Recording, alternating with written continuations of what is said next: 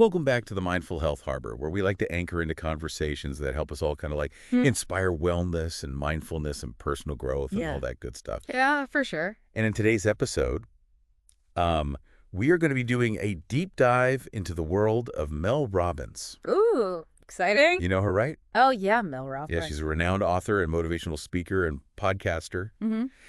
And you know what I think is so fascinating about her is she kind of blends these like really relatable personal stories Right. with these like science-backed strategies for self-improvement, Yeah, which is probably why she resonates with so many people. it's true. And what I think is so compelling about her is she's so open about her own struggles, you know? Yes. She's like, hey, I've been in the trenches. I get it. And here's what I did to kind of climb out. Exactly. And Yeah. so we're going to be exploring how she did that. Yeah, We've got excerpts from her website, some of her YouTube videos, correct. even a peek at what Goodreads reviewers are saying about her books. Love it. So buckle up, Okay. because we're going to unpack two of her most popular concepts, Great.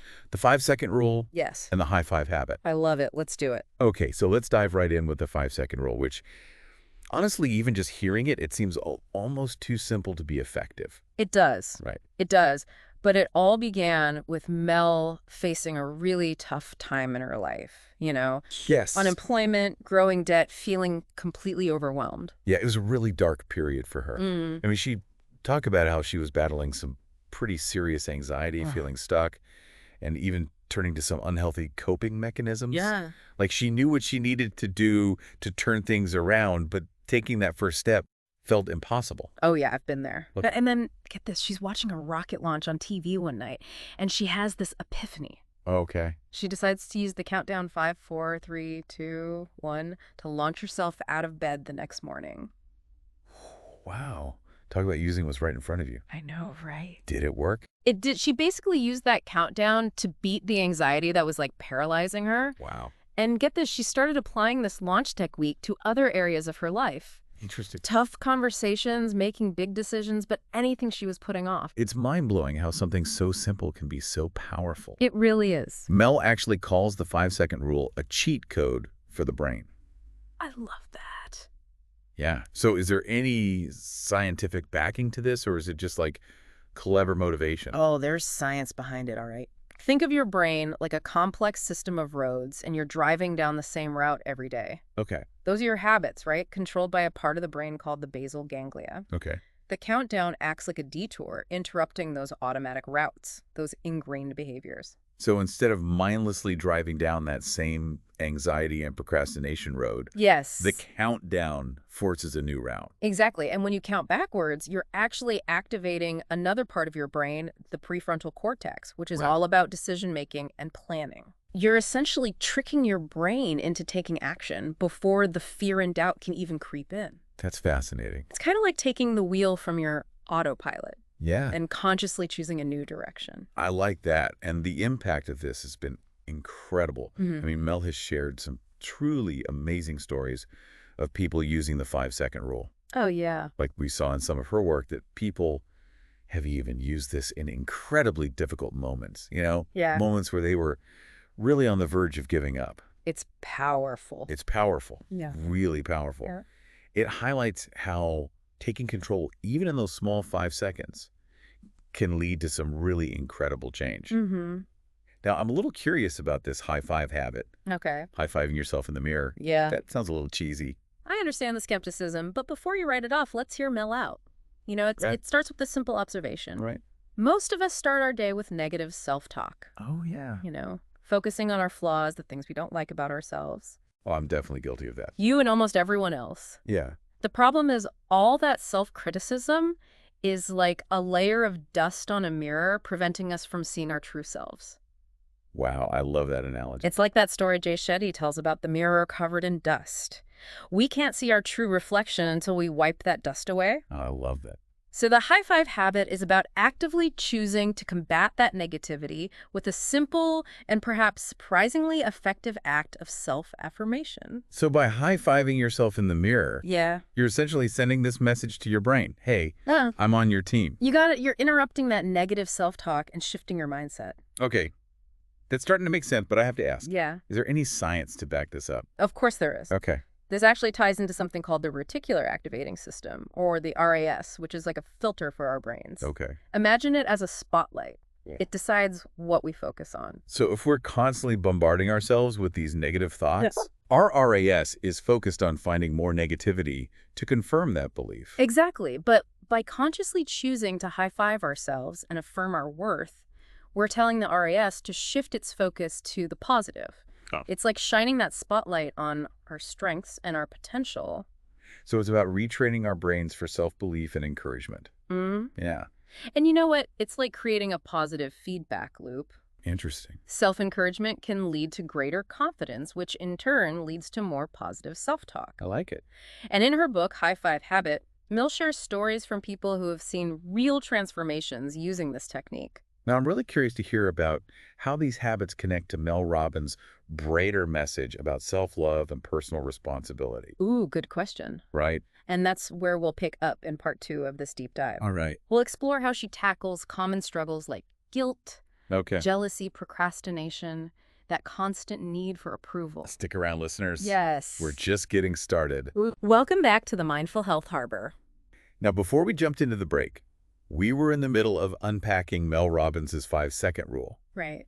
and that intriguing high-five habit. Yes. And I have to admit, I'm really starting to see how these simple tools can be used in everyday situations. Yeah. It's not just about motivation. Right. It's about rewiring how we think and react.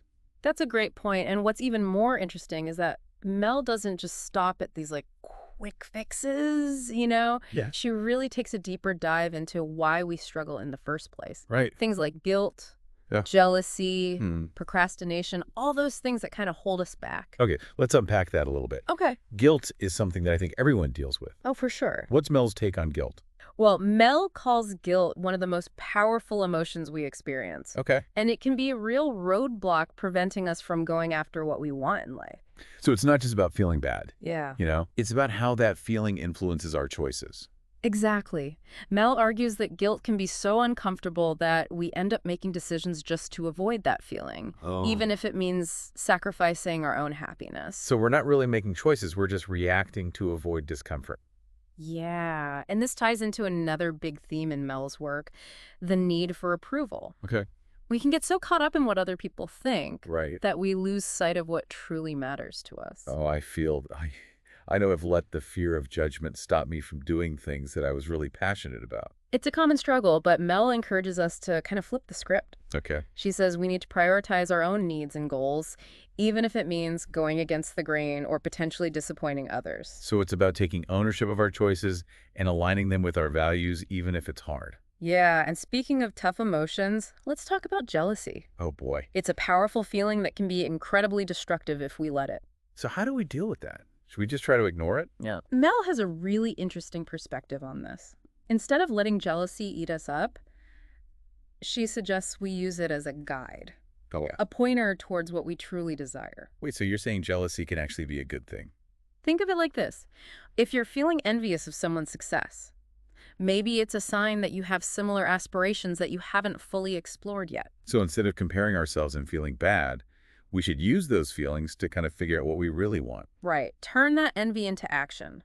Ask yourself, what is it about their success that resonates with me? Okay. And what can I do to move closer to what I want? It's about channeling that energy in a positive and productive way. Exactly. Now let's tackle the procrastination monster. Ooh, yeah. I think we all know it well. We all know it very well. Right. And one of Mel's most powerful messages on this topic is that motivation often follows action, not the other way around. Oh, interesting. So instead of waiting for inspiration to hit us like a bolt of lightning, we should just start doing something, Okay. even if it's small. So sometimes that initial push, that first step, creates its own momentum. It does. And once you start moving, the motivation often follows. Exactly. It's like that sense of accomplishment you get when you finally tackle a task. Yes. It can be incredibly motivating to keep going. Exactly. And think about it.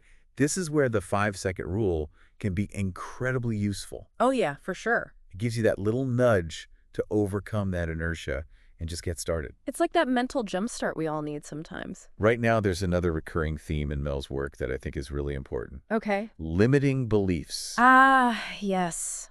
Those sneaky little voices that tell us we're not good enough, not smart enough, Yeah. or brave enough to pursue our dreams. Those voices can be so loud sometimes. Yeah. How does Mel suggest we deal with them? Well, Mel doesn't advocate for ignoring those thoughts. Well. Instead, she gives us a framework to understand where these beliefs come from, Okay. and more importantly, how to challenge them.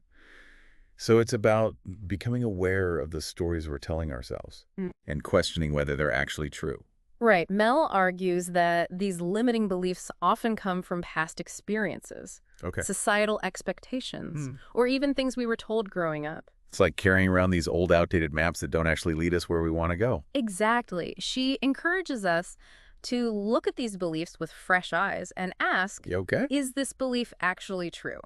Is it serving me or is it just holding me back? It's about recognizing those limiting beliefs and consciously choosing to rewrite the narrative. And that's what's so powerful about Mel's approach. She doesn't just offer motivational platitudes. Right. She gives us practical strategies to identify and overcome our inner critic. So how do we start rewriting those narratives? What specific tools does Mel suggest? That's a great question, and one we'll dive into in the final part of our deep dive. Okay. We'll explore how to turn those limiting beliefs into empowering ones using some of Mel Robbins' most effective techniques. Don't go anywhere, listener. We'll be right back. Welcome back to the Mindful Health Harbor. In this final part of our deep dive into the work of Mel Robbins, we're going to be tackling something that I think resonates with all of us. Yeah. Overcoming those pesky limiting beliefs. Yep, we all have them, you know? Yeah. Those nagging voices in our heads that tell us we're not good enough, not smart enough, not brave enough. Right. But as we were discussing before the break, Mel Robbins offers some incredibly powerful strategies for silencing those voices Okay. and rewriting those narratives. So how do we go about actually changing those deeply ingrained beliefs? Right. Where do we even begin? Well, Mel emphasizes that it's not about pretending those negative thoughts don't exist. You know, it's about acknowledging them, Okay. understanding where they come from, and then actively choosing to challenge them. Okay, so step one is awareness. Yeah. We need to become conscious of those stories that we're telling ourselves. What comes next? Well, Mel suggests we put those beliefs on trial, Okay. almost like a courtroom drama. Ask yourself, is this belief based on facts, or is it just an assumption? And perhaps even more importantly, is it helping me, or is it holding me back? I love that visual. Yeah.